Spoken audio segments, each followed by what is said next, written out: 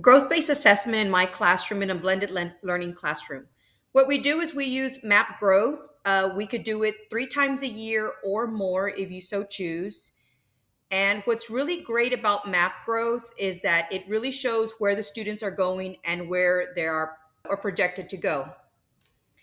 We also have something called IXL Learning, which is great because it also has skills for students, looks for their gaps, where they are lacking in instruction or in skills. And the great thing is that it creates a skill plan for them. Now, what we have here is that now we can put together our map scores, our IXL learning, and we can make personalized study plans for students. And what I'm going to do is I'm going to show you how you can put them together. And it's great when they are working on IXL because they can work on it at home. They can work on it for tutoring, and they can also work on it during class. Okay, so here you have your map growth, and you're going to, after they've already taken the test, you're going to go and you're going to view reports. You're going to click on the map growth reports. You will come to this screen. You will click on student profile.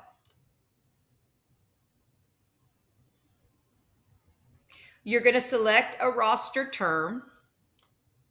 You're going to select your school, select the instructor, select your class, and then you're going to select specific students. I have chosen to go ahead and show you how to create a student profile report, and I wanted to go into the students, and your student name will be right here, so it will be individualized. So you're going to view the student profile. We have a student profile. The student's name will be here. This is their overall score, a 231. And you will go, this is for math. It'll say the subject area right here. You will go down here and you will have your 4 areas, 1, 2, 3, 4. Now these areas will be important along with the overall score for your IXL. So let's go back.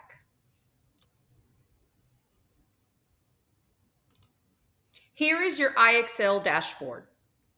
Okay. You will click on learning and you will click on skill plans.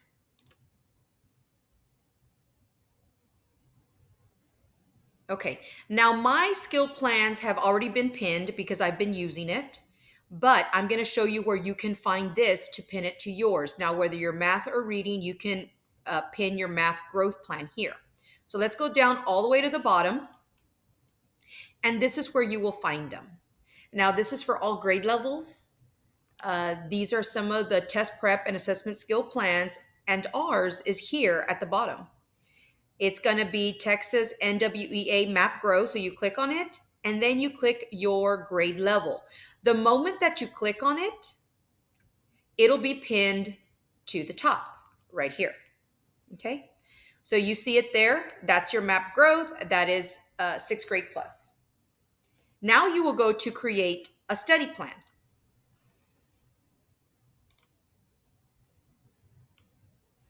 Here you have the student scores and the student name will be here. So it will be individualized. And here is where you're going to input the scores. It says math scores. This is your overall score. And these are the sub scores. Now it does say optional, but I do recommend them to put in all the scores so that you can make sure that the skill plan is made individualized for the student. So I'm going to go back to your student profile. And here you have the overall score, 231. So that one goes right here. Then you just enter. And then you have your subscores, numerical representation, 237. You have computations and algebraic relationships, 234. Then we have geometry and measurement, which is a 226. And then we have data analysis, which is also a 226.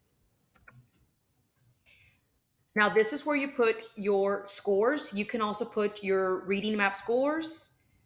And then what you're going to click on here is update your plan. So essentially, this student, if you put in their math scores and their reading scores, they will have two subject areas that has been created specifically for them, for their skills, for any gaps they might have in math or reading. So what you do is you update your plan, and then it says update another plan. So when you click on that, you will see your next student, and you can update the next one by going ahead and hitting this caret here.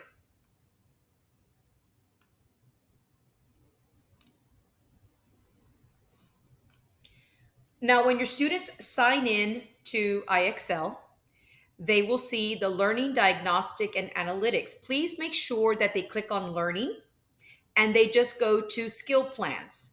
Now, weekly plans is something that the teacher can actually put in herself, maybe for a subject area for a weekly test as extra practice. But for the sake of the MAP scores, they're going to click on skill plans.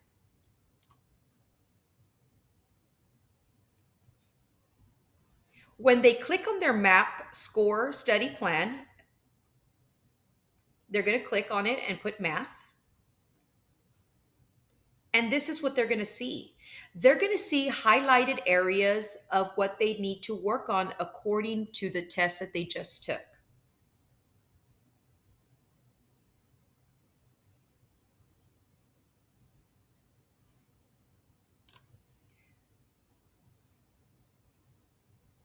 Also, as a teacher, if you have a weekly test coming up and you want them to specifically work subject area, you can click on weekly plans and you can actually go to what you will be studying for that week.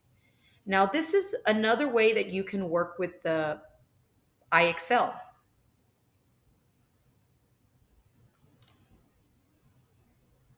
Weekly plans can be done in the classroom, the last 10 minutes of class or the first 10 minutes of class.